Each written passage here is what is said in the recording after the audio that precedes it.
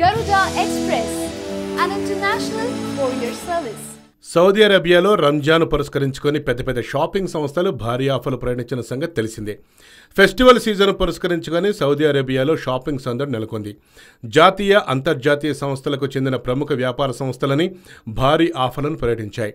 దీంతో షాపింగ్కు స్వర్గధామంగా పేరున్న సౌదీలో షాపింగ్ సందడి నెలకొంది.